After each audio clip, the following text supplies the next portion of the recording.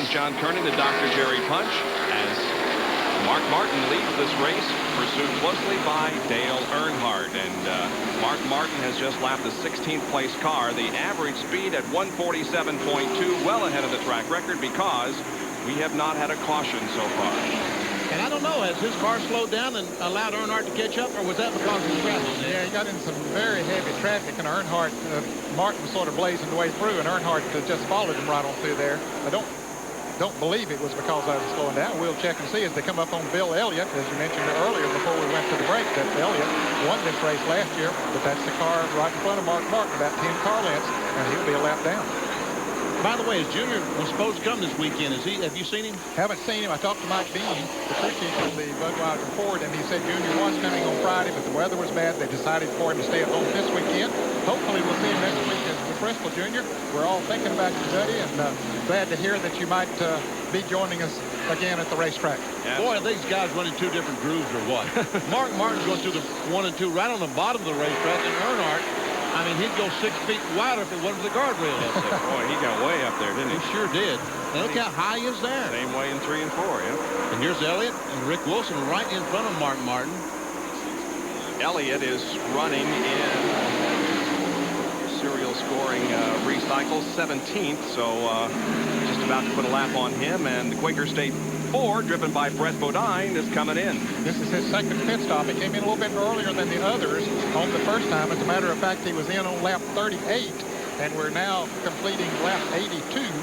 So Brett Bodine getting less than 40 laps each time before he makes a pit stop. Whether it's planned for him to do it that way, don't know, but that's what he's doing right now. Drag racer Kenny Bernstein, the owner of the car, is here this weekend. Great pit stop, 18.8.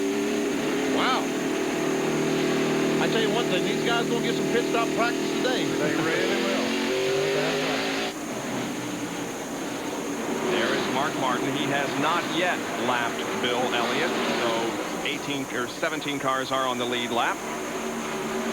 And Ernie Irvan is coming in. And he was in on lap 39. We're now completing lap 83. John Kernan is in Ernie Irvan's pit area. Well, Ned, as you pointed out, he was one of the first ones to come in for regularly scheduled pit stops. Lap 40, he will now pull into the pit on lap 83, some 43 laps, just giving up too much time, too much speed on the racetrack. So it will be a 4-tire change. Not planning any chassis changes at this time. Ernie's fairly satisfied with the way the car runs on new tires. Right side's already on. The car goes up with 4 pumps of the jack. Left side's going on. Now they do come across the wall and make a chassis change on the left rear. Front tire's on, rear tire's on. Ernie down and away. 20.4 seconds. See, a chassis adjustment will slow the guys down about a second. Well, that's probably a great 4-tire pit stop, but making that chassis adjustment slowed them down. There's the leader, Mark Martin. We see Dale Earnhardt staying back there close. Yeah, Martin was able to get by Bill Elliott. Yeah, he's close, but it appears to me as if Earnhardt is dropping back a little bit each lap. I don't know whether Martin is faster or Earnhardt is slower. Jerry, you down in Earnhardt's pit? We are here, Bob, and you just saw Ernie Irvan a minute ago make a chassis adjustment. A number of drivers, including Dale Earnhardt, are fighting a car that is absolutely too tight. Earnhardt is using the top groove of the racetrack to try to keep the car freed up a little bit.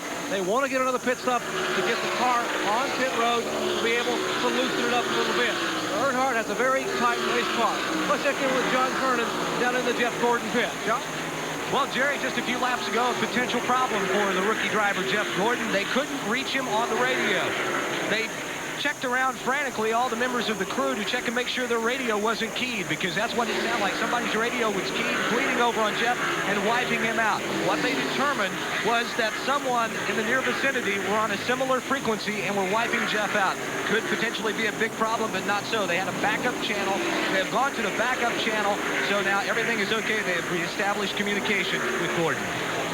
You know, I was talking to people at the Racing Radio's Diversified Electronics that makes every Winston Cup race, and they told me Davey Allison has a spare radio in his car for a situation like that on an entirely different frequency and everything else. And again, there's a perfect example of what fresh tires will do for you.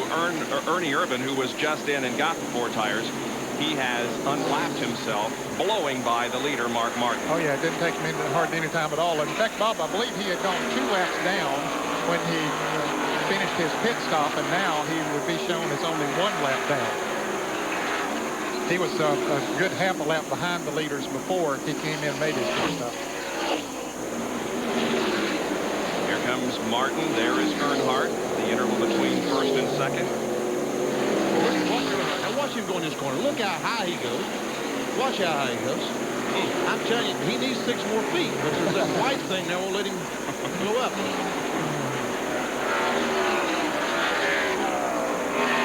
Earnhardt has won 6 of the last 13 races here at Darlington. That's 46%. His last win here was both races in 1990.